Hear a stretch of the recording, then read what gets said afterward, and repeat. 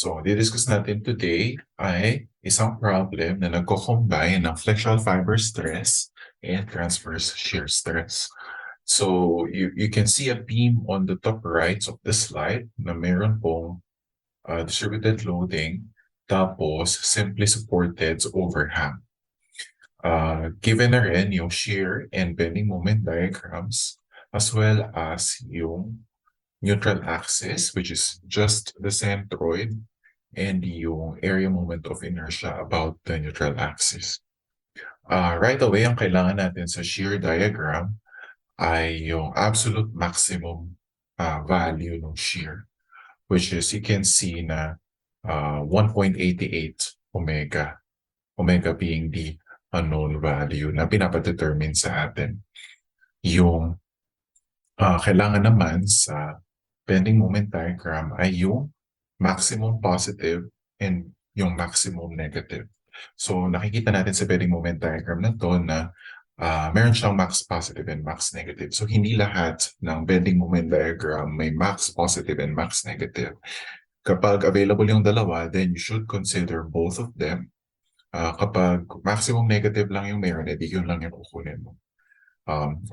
Kapag maximum positive lang yung meron, edi yun lang yung kukunin mo. Yung maganda sa example na to is parehas na meron. So you'll see how we will treat both 0.63 omega and 1.13 omega. So let me just summarize the given. So you have the allowable flexural fiber stresses. So yung plus 50, so meron siyang plus corresponding to maximum tensile stress, which is 50 MPa. And the negative corresponds to maximum compressive stress, which is 90. Tapos isa lang yung transverse shear stress. Ito yung summary ng given. So this is the neutral axis from the top. And this is the INA. This is maximum positive, 0.63 omega. And ito yung unit niya. Important ito later on. And then yung maximum negative with its units. This is the B abs max.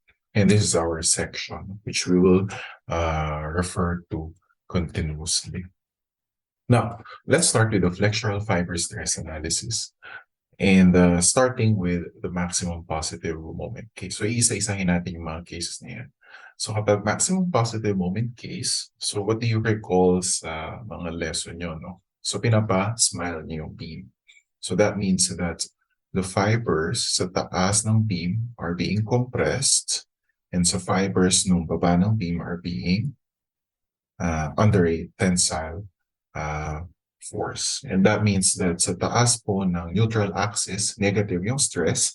Sa baba po ng neutral axis, positive yung stress. So illustrating in a 3D manner, no? So this is our section with the stresses. So you can see that at the neutral axis, 0 po yung stress, tapos linearly increasing siya hanggang mag-maximum siya sa ends ng beam.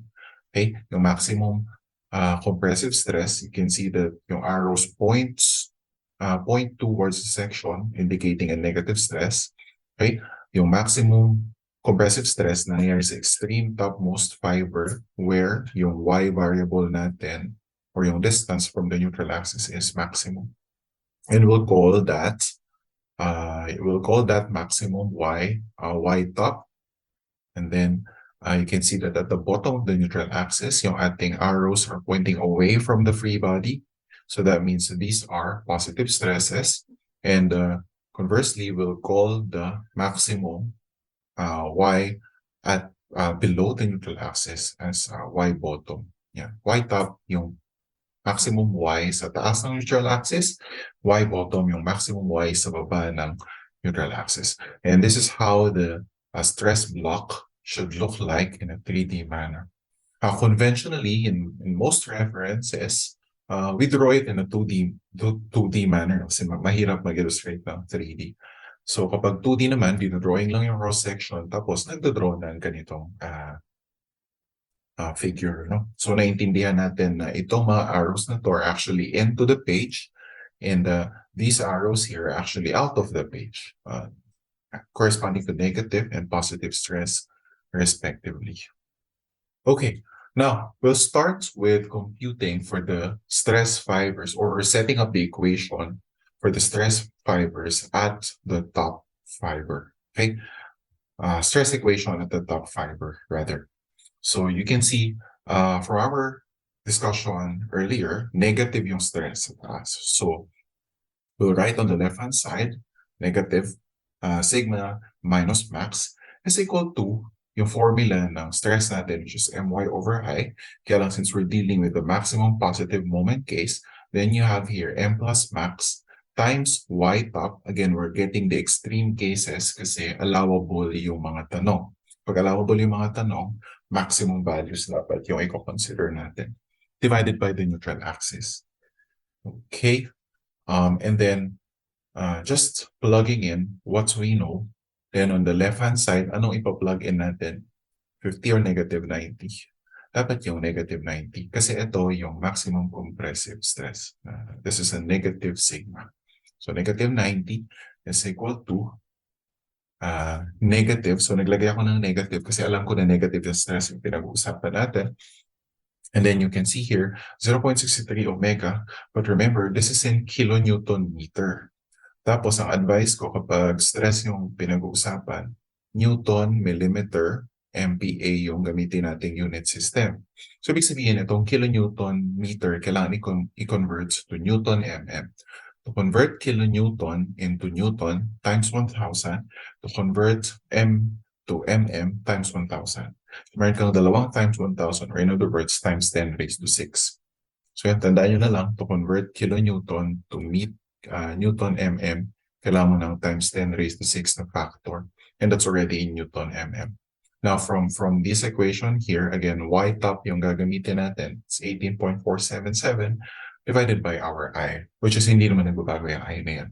And this is a one equation, one unknown case. So you can solve for omega using your shift solve in your calculators. And what you'll get is 19.09 Newton mm. Okay, I have to note, as an additional note, na hindi ako naglalagay ng any sign sa moment and sa y. Yung I naman is positive. So don't put any sign sa moment and sa y. Yung sign, nilalagay ko siya sa labas. Sir, paano nagkaroon ng negative dito? Kasi alam ko na negative yung moment na to, kaya naglagay lang ako ng negative.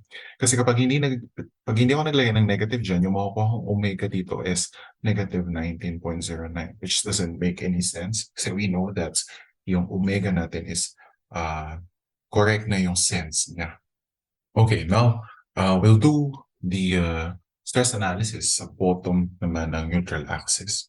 And the formula, as we similar to what I explained earlier, the formula should look like this. No? So on the left-hand side, you have sigma max positive. Positive kasi positive yung stresses sa baba. And then that should equal to m max positive times y bottom divided by I and A. So ito yun. Oops! Kung napapansin nyo, may mga kakaibang value dyan. Ano yun? Unang-una itong 90 MPa. Dapat ang gagamitin natin is yung positive na sigma allowable, which is 50. So that's a common mistake. Mag-ingat kayo. Tandaan nyo, positive yung stress dun sa ilalim ng neutral axis. Okay? Positive yung stress sa ilalim ng neutral axis. Yan. And then may isa pang mali, which is yung moment. Yan. Yung moment dapat 0.63 pa rin. Kasi yun yung kinoconsider natin case. And then yung y bottom, so this is our neutral axis. Tingin kayo dun sa topmost figure. This is our neutral axis. Yung y bottom is ito. That's y bottom. And saan yan equal? Madali lang. That's just 80 minus this distance. So 80 minus 18.477. And if you compute for omega, makuha mo omega is 3.19 Newton mm. Okay, so far we have two candidates for omega. Kasi remember, ang hinanap natin is yung allowable loads omega. Yeah. So just to summarize, no, whenever you're considering a positive moment, negative yung stress sa taas ng neutral axis, positive yung stress sa baba ng neutral axis. So let's now go doon sa pag-analyze ng maximum negative moment case. So kapag maximum negative moment case, you know that the beam should frown. Yung top fibers, yung fibers above the neutral axis are being are under intention. So positive yung stress. Yung sa baba naman ng neutral axis, they are under incompression. So negative yung stress. And in 3D, ito yung itsura niya.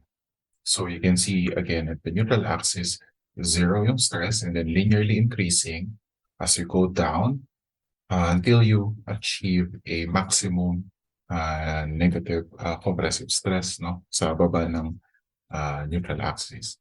And dun sa taas naman ng neutral axis, linearly increasing pa rin until you reach a maximum tensile stress for the negative moment case. And if you look at the topmost figure, if I illustrate again, yung length na to, this is again our y top, tapos yung baba is our y bottom. Right? And conventionally, dinodraw siya in a 2D case, 2D manner para mas madali. So you can understand that these are out of the page and these are into the page. Right? So, gawin naman natin yung stress topmost fibers. So pag topmost fiber, positive yung stress. That's why you can see here, sigma positive max is equal to yung right-hand side should contain the maximum negative moment times y top kasi nasa taas siya ng neutral axis divided by INA. And isa-isayin ulit natin. So left-hand side, you have 50 MPa is equal to 1.13 omega. So this is our negative moment times 10 raised to 6. Tapos anong y yung gagamitin natin? Y top. So 18.477 divided by yung ating height. As you can see, dinadrop ko yung sign ng moment. Okay? So hindi ako naglalagay ng any sign sa moment. Hindi ako naglalagay ng any sign dito. And since alam ko na yung stress na to is positive, then positive siya. Then, if you solve for omega, you get 5.19. Now, lastly, for flexure, i-compute natin yung stress sa baba ng neutral axis. So you have sigma max negative is equal to m max negative times y bottom divided by INA. So, sa left-hand side, you have negative 90. Sa right-hand side, you have negative. And then, this is the maximum negative moment, this is y bottom, and this is your moment of inertia. And you can see, again, naglagay ako ng negative corresponding to the negative here. In other words, I know that this is a both sides of the equation should be negative kasi negative nga yung stress na pinag-uusapan natin. So you have omega equals 3.20 Newton per millimeter. So that's the 4 cases for the flexural fiber stress analysis. Just like how we summarized yung positive moments case, ito naman yung summary ng negative moment, no? Kapag negative moment yung kinocompute nyo, positive yung stress sa taas ng neutral axis, negative yung stress sa baba ng neutral axis. And just showing those two summary in one table very concisely. Ito lang yun. M positive, negative stress sa taas, positive stress sa baba. M negative, positive stress sa taas, negative stress sa baba. So it's a good idea to write this table bago mag-solve ng mga problems para hindi nyo nakakalimutan kung ano dapat yung ilagay doon sa inyong parent formula na my over I. So that's it for flexure. Now we go to shear. Sa shear, dalawa dapat yung chine-check nyo, no? Normally, ang nag-govern is yung neutral axis. Pero it's always a good idea to check for the stress at the junction. So, mag-start tayo sa neutral axis. So, yung formula, if you remember, it's VQ over IT. Tau is equal to VQ over IP. And yung Q is the area moment. So, area nung subsection multiplied by the distance from its centroid papunta sa neutral axis. For example, since we're doing the neutral axis here, let's take the Q about the neutral axis. So let me just redraw the section here. So this is our neutral axis. Whenever you're computing Q, pwede mong kunin yung taas or baba. So it's either you get the subsection above the neutral axis or yung subsection doon sa baba ng neutral axis. So sa case natin, mas madali yung baba ng neutral axis. Kasi yun, mas madaling kuhaan ng area, mas madaling kuhaan ng centroid. So very simply, the area is just 2 times 12 times this distance here. Ang distance po na yan is 80 minus n. Tapos, ano naman yung distance from centroid of the sub-area to the neutral axis? So, hanapin mo muna yung centroid ng subsection na to. Madali lang, no? Kasi rectangle lang siya. So, nasa gitna lang. Kaya yan yung gitna. So, what you want is that centroid papunta doon sa neutral axis ng section. So, that's the distance that you want. So, madali lang yan. So, you know that this is 80 minus n. And to get this distance, kailangan mo lang kalahatiin to. So, divided by 2 lang. Yan. 80 minus n divided by 2. And that's your cube. 4.542 times 10 raised to 4 mm cube. Yan yung ipa-plug in nyo doon sa VQ over IT. So, on the left-hand side, we have 8. So, wala tayong sign na kinoconsider dito, no, sa VQ over IT. We just do the magnitude. Is equal to, yung V na ipa-plug in natin dyan should be the maximum absolute maximum shear from the shear diagram. So it's 1.88 omega. Kaya lang, yun is in kilonewton. You need to convert it to Newton. So times 1,000. And then plug in the Q divided by the I. Tapos, anong thickness yung gagamitin? Yung thickness na dadaanan ng neutral axis. So this is the neutral axis. Yung dinaanan niyang thickness is 12. Pero mali yan kasi times 2 pa dapat. Kasi this is 12, this is 12, this is another 12. So 12 times 2. So this is a common mistake na nakakalimutan palagi. So huwag niya yung kinakalimutan. So omega, you can see, is 5.55 Newton per mm. Just for completion, normally mas nag-govern ang neutral axis, pero just for completion, i-check din natin yung junction. And you should expect that hindi siya magiging mas critical doon sa neutral axis. Yeah. So Q is still of this form, and this is still our formula. So computing Q ng junction, so this is the section again. Asan ba yung junction? So you can imagine that our section is made up of a horizontal member and 2 vertical members.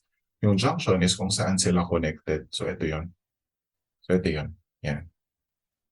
So again, you can either use the area sa taas or area sa baba. Sa case natin, wala namang mas madali or mas mahirap kasi parehas naman silang rectangle. So you can use this area. Yan.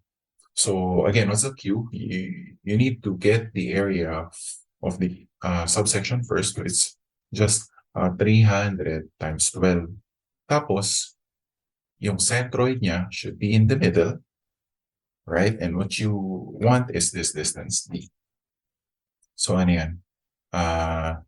It's just n minus 12 over 2. So this is n. Yeah. This distance here is 12 over 2. So n minus 12 over 2. That's Q. Tapos yun yung ipa-plugin mo sa formula. So you have on the left-hand side, you have 8 MPa again. This is equal to 1.88 omega times 10 cubed times 4.492 times 10 raised to 4 mm cubed divided by I. Tapos anong thickness na naman yung gagamitin nyo? Tingin kayo doon sa topmost figure. Have a note that sa junction, meron kang 2 thicknesses. You can imagine, again, that's our section is made up of a horizontal and 2 vertical members. No, it's a composite shape. So sa horizontal, highlighted, yung thickness niyan 300. Okay? Tapos yung thickness naman ng junction, okay, yung thickness nito sa junction is 300. Tapos as you go below, yung thickness niya nagiging 12 times 2. Okay? Pakita ulit natin. Let me clear the drawings. So initially, it's 300. Yeah.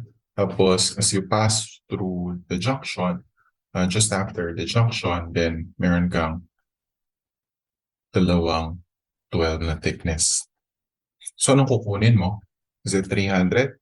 Hindi dapat Kasi mas critical yung mas maliit na thickness. So it's 12 times 2 again. So it's 12 times. Yeah, thickness just below the junction is more critical. Okay, so that's a formula and then you'll get 5.61. So that's the last candidate na mako-compute natin, and that just summarizing yung cases. So you have 4 from moment, you have 2 from shear. Anong kukunin natin? Yung pinakamaliit, 3.19. That's the allowable omega.